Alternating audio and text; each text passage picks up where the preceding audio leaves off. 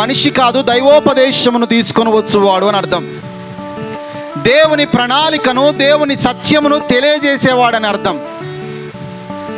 కేవలం ఒక నెంబర్ గానో పాస్టర్ గానో మాత్రమే కాదు, ఆయన మన దీపమును మనల్ని ఎత్తైన చోట ఉంచగలిగిన వాడు అని అర్థం.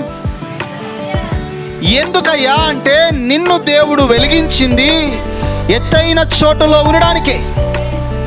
అంటే దైవ ఉపదేశం మీద నువ్వు ఉండాలి, దైవ కట్టుబాటు మీద నీవు ఉండాలి, దైవ క్రమంలో నువ్వు ఉండాలి, దేవుని మార్గంలో నీవు ఉండాలి, దేవుని యొక్క సన్నిధిలో నీవు ఉండాలి. ఆ పని చేసేవాడు దేవుని సేవకుడు. Praise the lord. ఆ యొక్క దీపములో తైలం పోసేవాడు ఎవడయ్యా అంటే అభిషక్తుడైన దైవ సేవకుడే.